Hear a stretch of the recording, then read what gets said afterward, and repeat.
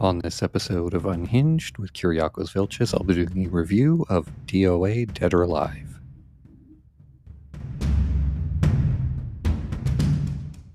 You have created a monster and it will destroy you. This is getting out of hand. Now there are two of them. Yo quiero Taco Bell. I don't know what the heck's going on here, but someone needs to get their asses kicked. I'll be back. What's your favorite scary movie? This one looked at me. Take your stinking hands off me, you damn dirty human! You've got to ask yourself one question. Do I feel lucky? Well, do you, punk? I am talking about the real possibility that he is still out there. You're listening to Unhinged with Kiriakos Vilchez.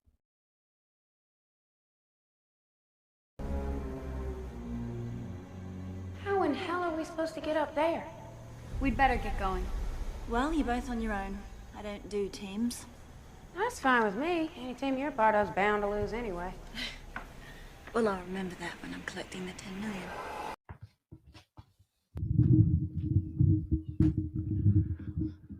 DOA, Dead or Alive. Welcome back to Unhinged with Kiriakos Vilchez. This is a doozy. This one is a doozy of a movie, but let's kind of jump right into the facts here. DOA, Dead or Alive. Original release, fall of 2006. Released in Germany, Australia, the United Kingdom.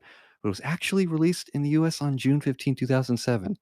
And when it comes to these video game adaptations, whenever you have this scattershot release timeline where it's released in one market and then it's released much later in another market, they don't really do well.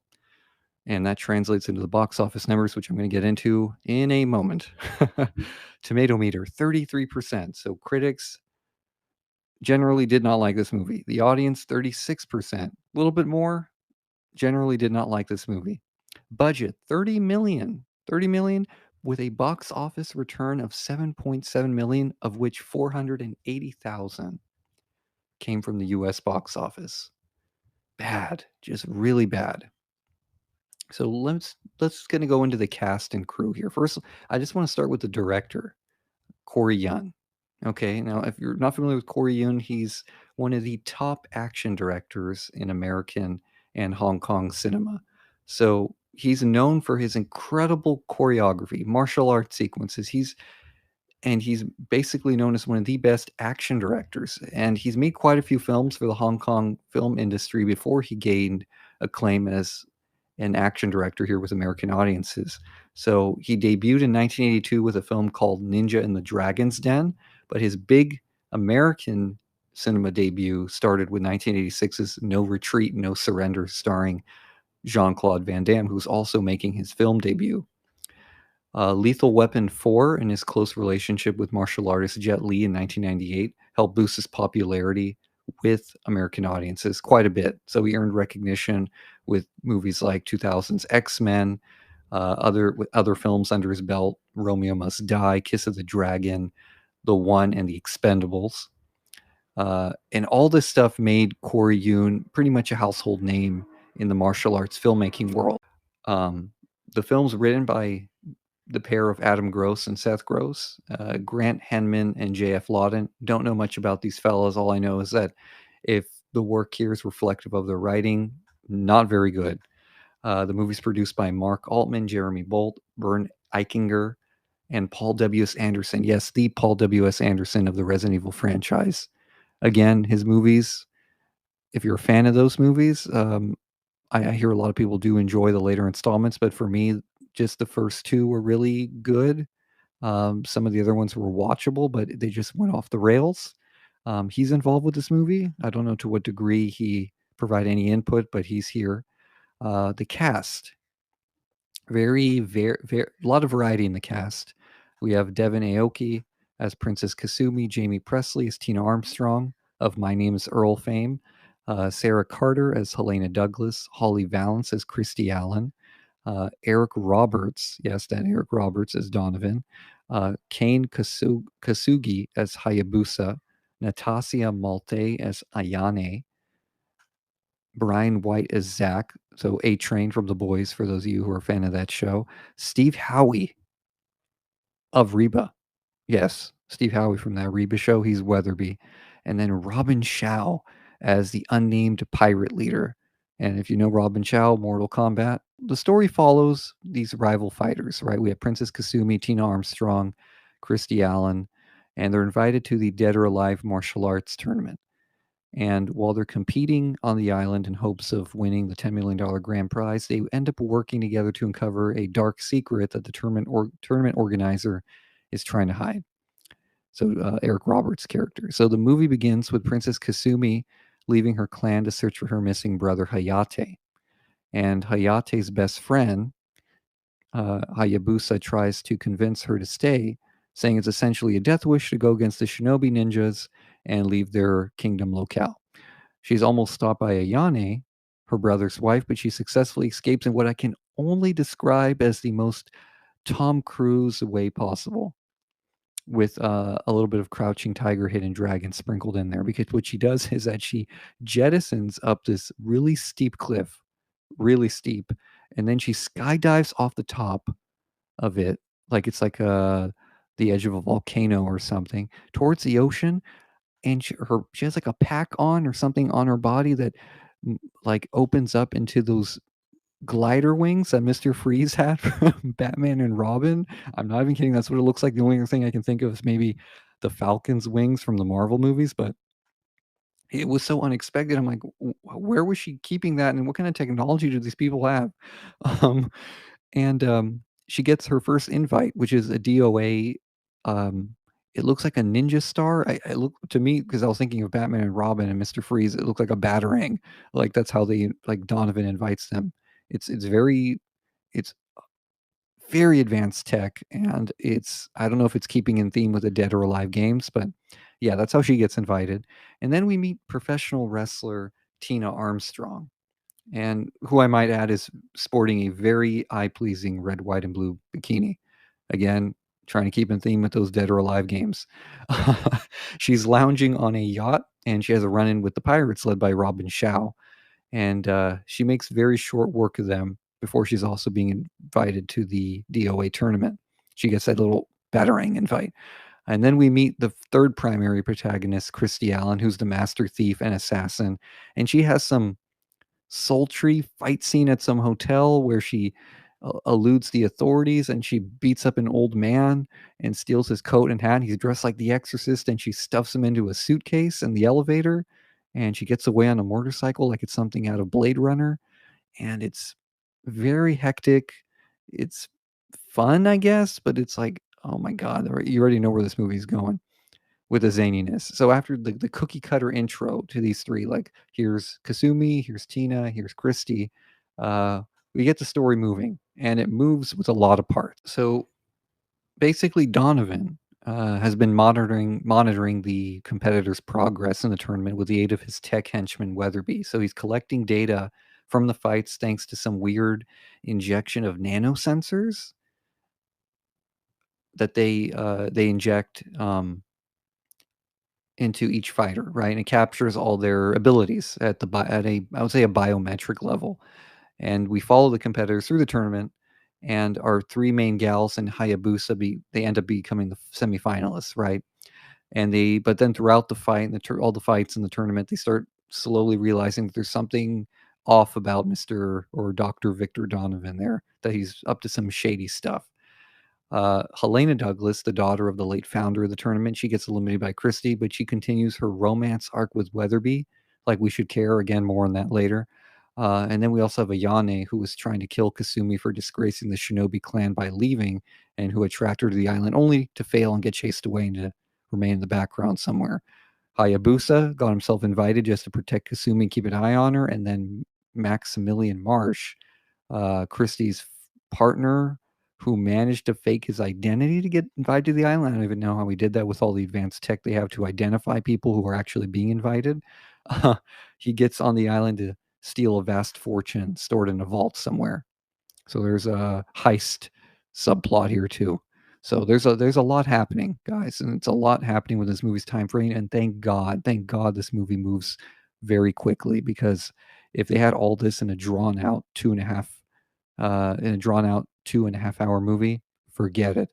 Just forget it. Turn it off. At the film's climax, it's revealed that Donovan essentially had Helena's father killed to hide the fact that he was developing this secret combat project. So he wanted to get Helena's father out of the way so that he could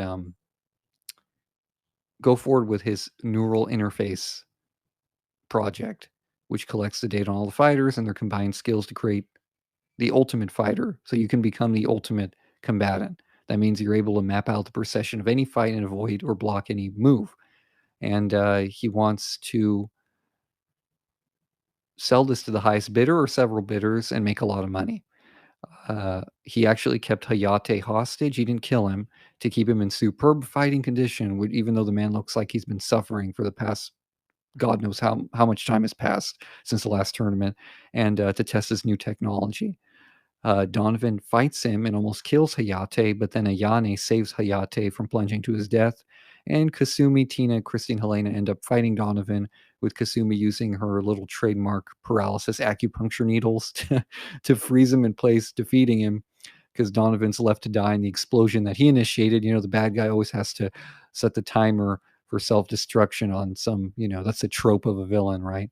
The island facility explodes. All the gals, Hayate, Hayabusa, Weatherby, and Marsh, they escape. They end up stealing the boat away from the pirates. Well, Tina does, so they can speed away on a happily ever after. I would say it's a happily ever after ending. That's really what it is. They have some quips about Weatherby's name, and they're romancing it up on the boat, and then we get a final ending scene where the 4 female fighters are at the palace within the Shinobi Kingdom, and they're about to take on all the ninjas before the credits roll. And that's it. And I'm almost out of breath going through that. I take a lot of notes on this one because there is a lot going on, and it's a lot of stuff that you may or may not remember by the time the movie's over. So the pros, what did I like about this movie? To jump straight into this, well, the action sequences, the fight sequences are great. They're a lot of fun, and you forget that you're watching a movie with the caliber of writing that you're watching it when you're watching the action sequences. Corey Yoon is doing his best to bring his style to this movie. So all the fights that you see, but whether it's between Leon and Kasumi, or Tina and Zach, or even the finale involving Donovan, they're a lot of fun to watch. Jamie Presley is a highlight of the movie. I liked her character. Devin Aoki, she's, for what she has to do, she's a very reserved and timid princess type. And even though she's not as, I would say she's not as expressive as she could have been, she's okay. Eric Roberts is, again, a typical goofy villain, and he's very enthralled with his role, so I liked him. The fast pace of the movie, that helps tremendously. So when you're watching this, you're not going to get bored because there's so much going on all the time, and it moves very quickly, so that helps. And what I did like is that they did try to faithfully recapture or capture the feeling of the games. And it's a mixed bag of success because what's worthy of note is that DOA was never really on the same level as other fighting games like Mortal Kombat or Tekken, or even Street Fighter, when it comes to the seriousness of the story or the stories found in those games. This one is it looks like it's comfortable and it's a very zany world. So I think they did a satisfactory job capturing that, even if it does really go off the rails and the story just goes in too many places for you to care. When we come back, I'll be jumping into what I hated about the movie. And guys, it's a lot, so let's take a quick break.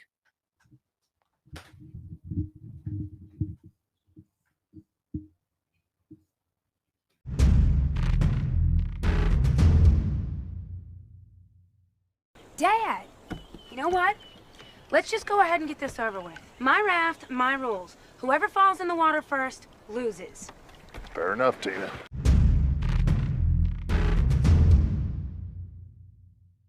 Why all the subplots, and why do all these subplots have things going on that we really don't care about?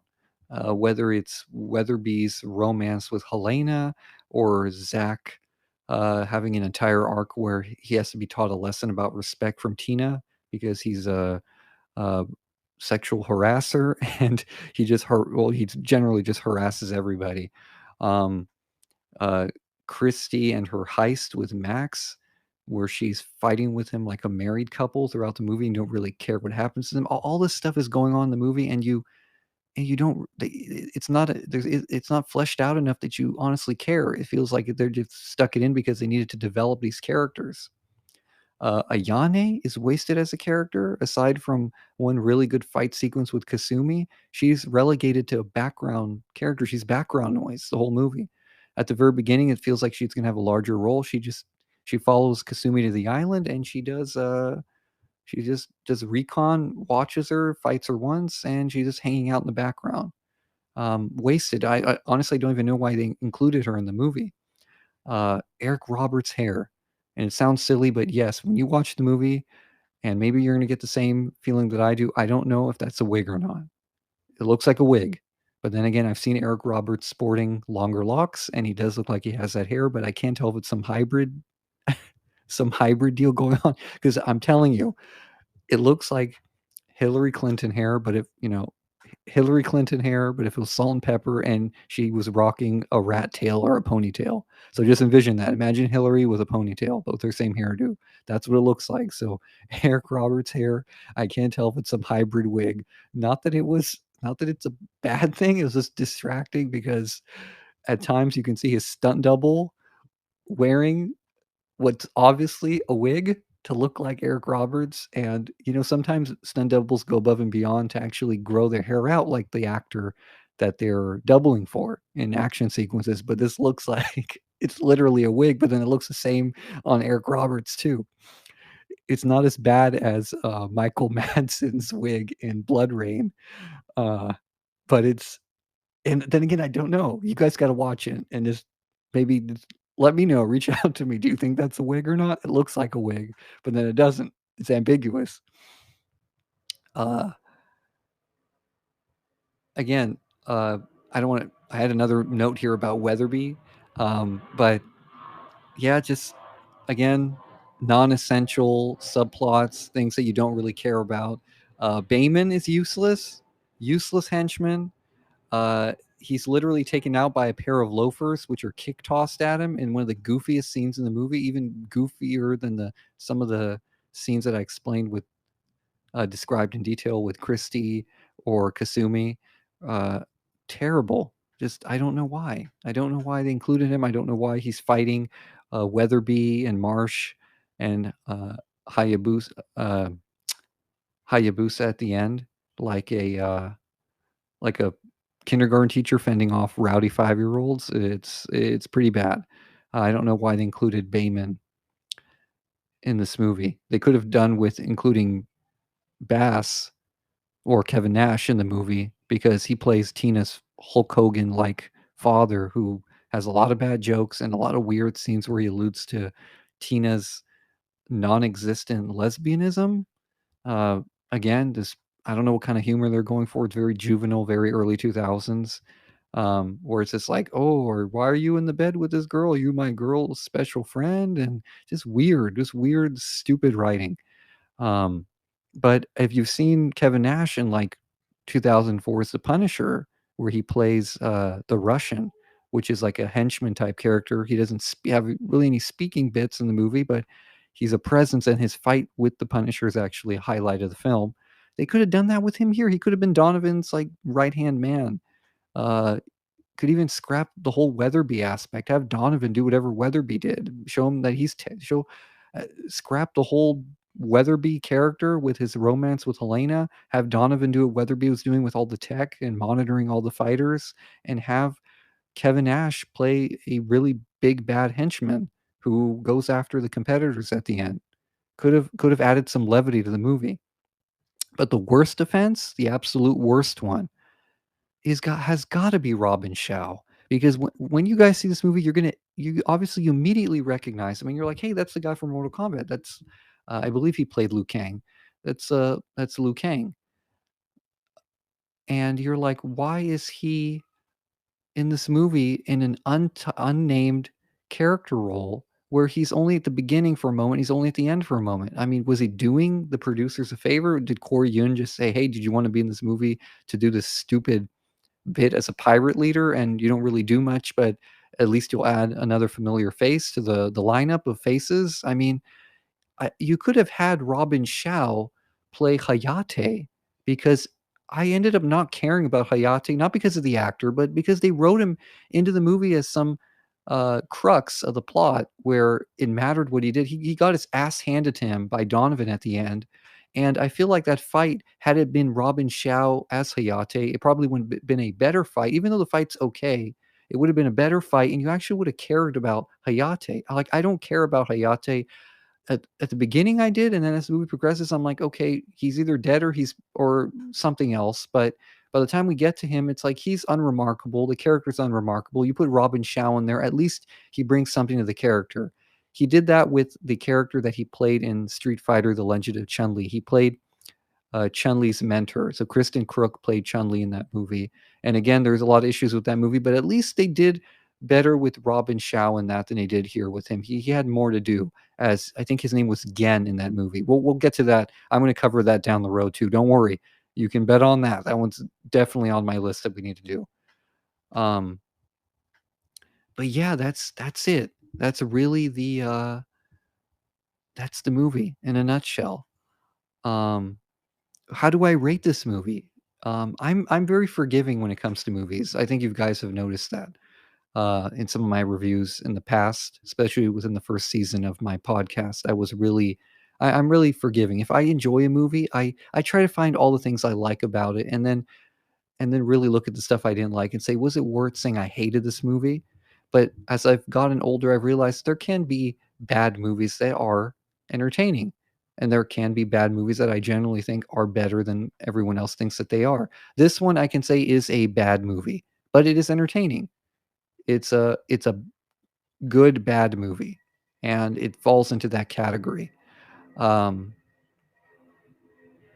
movie like this, well, I have to be fair. Just like I had to be fair with Vice, I had to be fair with Jennifer's Body, and any other movie I have to review, I have to be fair with this one. So while I find it entertaining, and while it's enjoyable and it made me laugh a lot, it's very funny, whether intentionally or unintentionally, I have to give DOA, Dead or Alive, a 1.5 out of 5. So 1.5 out of 5, maybe Donovan, maybe wigs, or Donovan shades. I didn't decide on what the metric was for this one. But yeah, 1.5 out of 5. That's what I give this movie. I say, hey, you want to watch it? Go ahead. You'll have a good time. It's a bad movie, though. The writing is what fails. The plot is too convoluted. The character development isn't there. Again, this is a video game adaptation. You're going into it thinking you're not going to be looking for an Oscar-worthy story, right? Or something that has a lot of levity when it comes to a serious drama or an action flick with a solid plot. This is a movie based on a fighting game that had a spin-off where the girls were literally just playing volleyball. Or it's actually within the main game franchise's titles. I mean, this is what you're going into, so you got to keep that in mind. But the martial arts sequences by Corey Yun, again, he's a top action director, one of the top action directors, and it shows in this movie. To a mixed bag of it's a mixed bag of success when it comes to it, but overall it's entertaining and it's good. You have Jamie Presley as Tina, you have Eric Roberts as Donovan, being a goofy villain. There's stuff to like. I mean, but it is one of those movies where if you don't see it, you're not missing anything. You happen to catch it, you'll probably have a good time laughing at it. But with that being said, thank you for joining me here on Unhinged with Kiriakos Vilchez. Make sure to hit that notification bell so that you know whenever I post, get all the new episodes. Listen to this on Spotify or wherever else you listen to podcasts on. So iHeartRadio. You can also catch this as an upload on my YouTube channel. As always, much appreciation, much love, much love. What am I saying there? Much love, much appreciation, much love to all of you, and until next time, everybody.